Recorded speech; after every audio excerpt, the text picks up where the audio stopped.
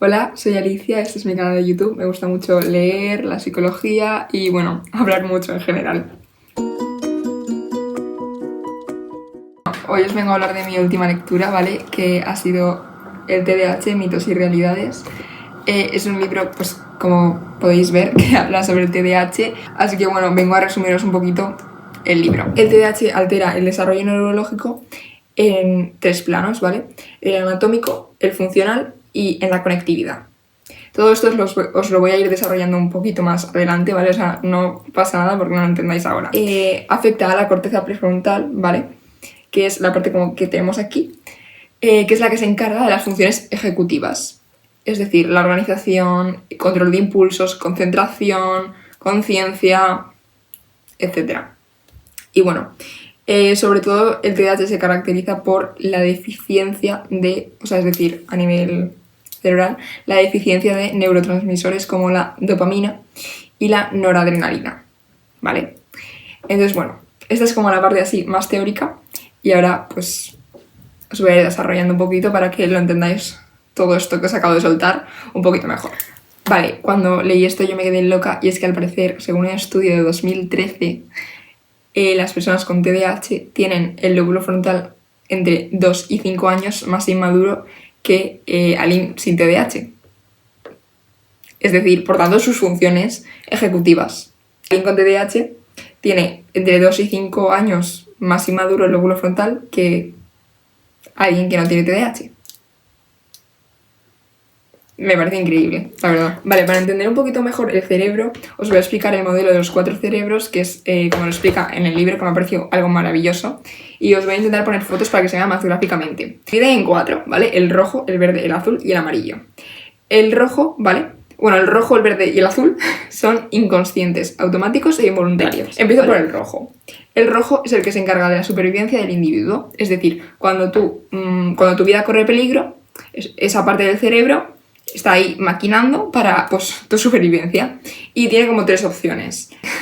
El ataque, huir o quedarse paralizado, ¿vale? Entonces, ¿nunca habéis visto esa escena de películas en las que cruzan la acera y de repente cruzan en rojo y les van a atropellar y en vez de salir corriendo, se quedan ahí totisos esperando, nada, y entonces entra alguien a salvarles, ¿vale? Porque esa persona se ha quedado ahí tiesísima en vez de correr cuando viene un coche a por él, cuando viene un coche que les va a atropellar. Pues por eso, porque ahí funciona como el cerebro rojo, que es la parte inconsciente, y bueno, pues tú no tienes ningún tipo de control sobre eso. El cerebro verde o emocional, ¿vale? Que es el sistema límbico, que es pues donde nacen las emociones, pero no donde se regulan, ¿vale?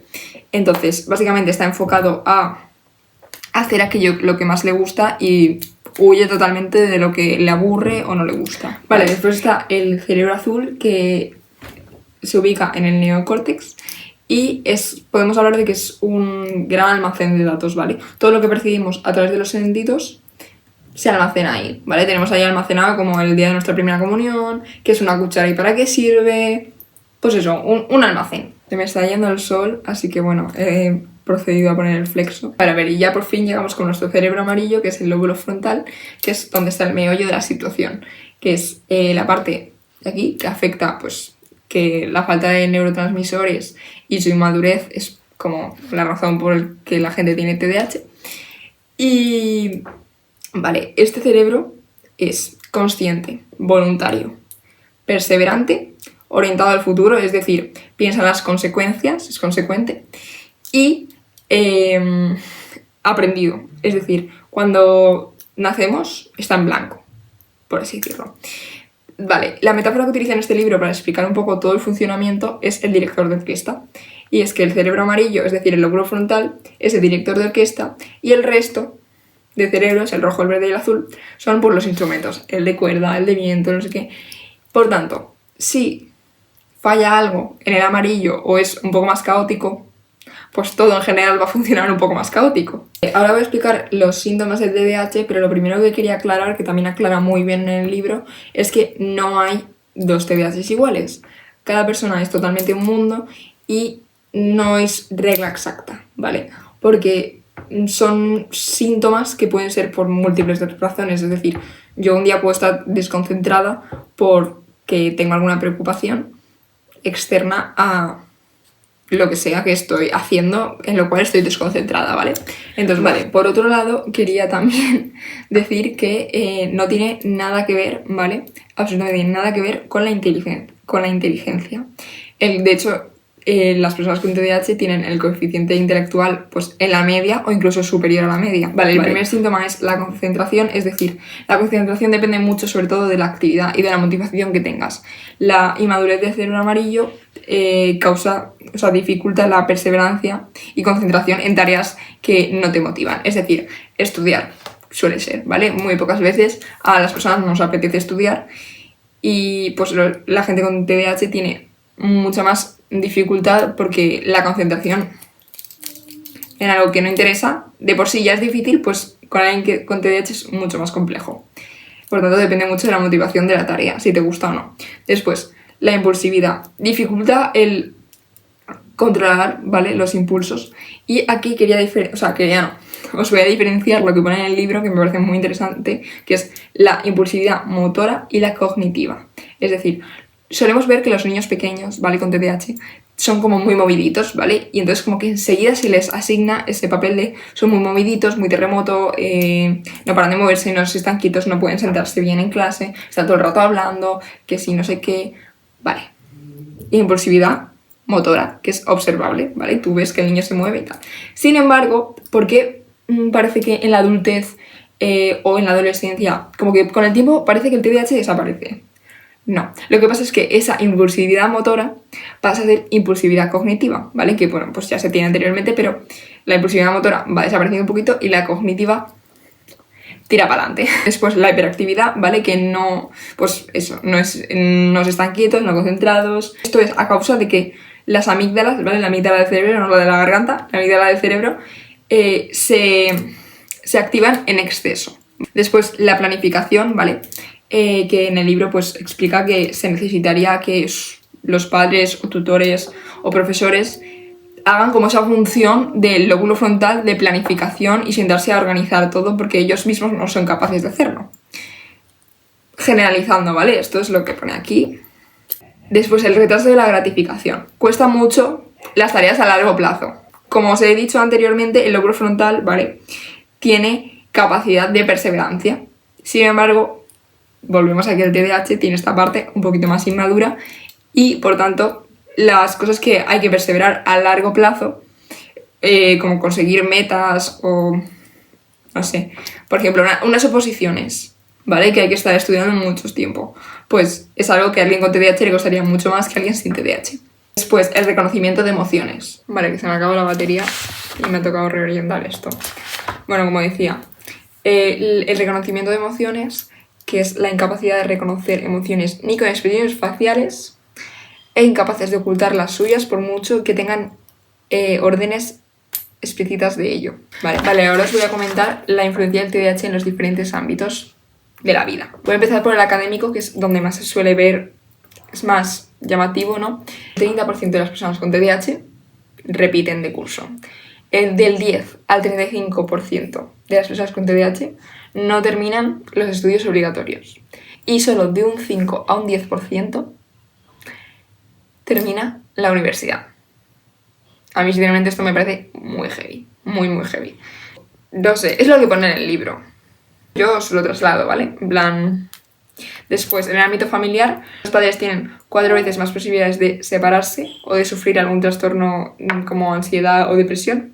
Después, los hermanos tienen niveles más altos de tristeza, ansiedad y preocupación. Los hermanos pueden llegar a tener baja autoestima porque los padres presten más atención a su hermano con TDAH que a él. Y después, en el área social, de un 60 a un 70% de los niños son señalados y discriminados por sus compañeros. Y después, respecto también a los amigos, suelen tener menos amigos y tener relaciones menos duraderas. También el 70% de los niños con TDAH reconocen no tener como un mejor amigo y después suelen ser menos incluidos en eventos sociales como cumpleaños, lo típico de pequeños te invitan a tu cumpleaños, pues suelen ser menos invitados a esto.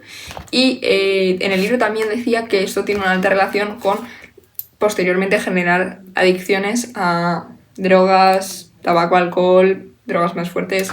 Bueno, en el área emocional, como ya he dicho, tiene pues dificultad a la hora del reconocimiento de las emociones y mayor agresividad y tristeza comparado con un niño que no tiene TDAH.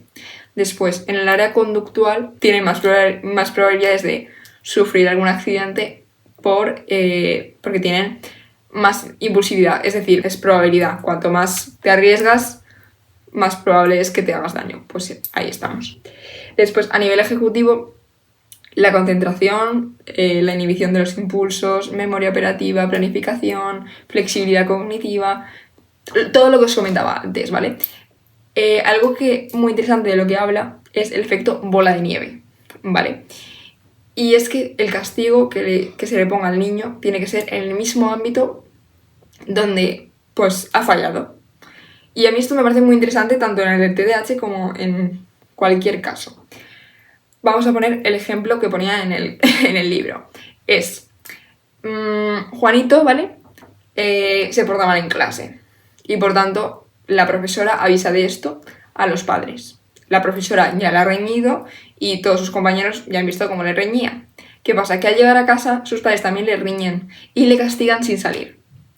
¿Qué pasa esto? Que justo ese fin de semana tenía el cumpleaños de un amigo suyo. El simple hecho de haberse portado mal en clase ha tenido repercusiones en el ámbito académico, en el ámbito familiar y en el ámbito social. Por tanto, es mejor, o sea, bueno, según este libro, es mejor simplemente al niño que tiene TDAH, pues si ya le ha castigado la profesora, que tú no le castigues en casa. Esto ya yo supongo que es opción de los padres, pero es eso, para no crear un efecto de bola de nieve en el que una cosa así afecta pues, a diferentes ámbitos y se complica mucho más pues, algo que ya de por sí tiene complicado. Vale, después, en el TDAH, ¿vale? Tiene 3 subtipos, ¿vale? Que es el inatento, el hiperactivo y el combinado, ¿vale? El inatento, pues como podéis deducir, inatento, no tiene mucho más. El hiperactivo, pues lo mismo. Y el combinado es inatento e hiperactivo, ¿vale? O sea, no va mucho más allá. Dice que el inatento es más frecuente en chicas, ¿vale? Por eso como que las chicas no se suele ver tanto el TDAH. No es que no lo tengan, es que no se ve, porque es como lo de la impulsividad motora y cognitiva, que la motora sí que se observa y la cognitiva no.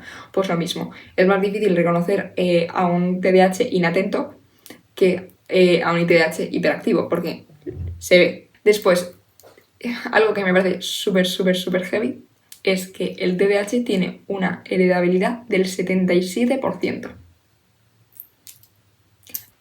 Después también habla de la comorbilidad, que es el hecho de tener 2 trastornos a la vez.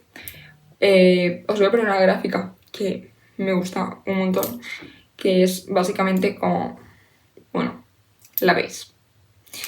Y básicamente pues que tienen más capacidad de tener otros trastornos aparte del TDAH como depresión, ansiedad. Ahora os voy a hablar un poco sobre el diagnóstico y es que no hay una prueba como tal que diagnostique el TDAH, ¿vale? Simplemente pues tienen que darse 6 o más síntomas de los que os he comentado hace un rato durante mínimo 6 meses, ¿vale? Y se diagnostica a partir de los 6 años. ¿Por qué? Porque antes de los 6 años puede ser que simplemente el niño está en pleno desarrollo, puede que simplemente pues, no se haya desarrollado, no significa explícitamente que tenga TDAH. Y bueno, pues habla de la regla de 12-6-2, de manera en que el TDAH, ¿vale? Mayoritariamente, y para ser más exactos, solo se puede diagnosticar en menores de 12 años, y como os he dicho, pues en mayores de 6 años. Entonces son en menores de 12 años, durante 6 meses, y mínimo 6 síntomas, y en 2 ámbitos como mínimo. Por último, habla de la mirada incondicional, es decir, para ayudar a un niño con TDAH hay que mirarle incondicionalmente, hay que estar con él incondicionalmente, ayudarle, empatizar con él, informarte sobre el trastorno, informarte sobre cómo le puedes ayudar, entenderle, acompañarle y mucha paciencia. Ya está, hasta aquí el vídeo, espero que os haya gustado mucho. A mí sinceramente este libro lo disfruto un montón, he aprendido muchísimo. Me ha parecido súper interesante, son cosas que no sabía. Espero haberme explicado lo mejor posible, no haber dicho nada fuera de lugar, ni haber dicho nada erróneo, ¿vale? Porque como os estoy diciendo, yo os he transmitido todo lo que he leído. No soy psicóloga aún, ¿vale? Estoy en primero de psicología, pero nadita que ver, nada, o sea, no puedo dármelas de nada, así que es tal cual lo que pone este libro. Espero haberlo dicho todo lo mejor posible. Corregirme si he dicho algo mal, por favor. Por favor, por favor, por favor. No quiero... O sea, mi intención es informar y divulgar, no desinformar. Así que bueno. Muchas gracias si te has quedado hasta aquí. A lo mejor he sido un poco tostón, pero a mí es algo que me ha parecido súper interesante. Y quería compartir un poco como todo el conocimiento que he adquirido con esto. Así que bueno. Si te ha gustado te puedes suscribir, darle like, esas cosas, compartirlo si tienes algún amigo, conocido, familiar con TDAH para que entienda un poquito mejor su situación. Bueno, ya está, hasta aquí el vídeo. Un besito, chao.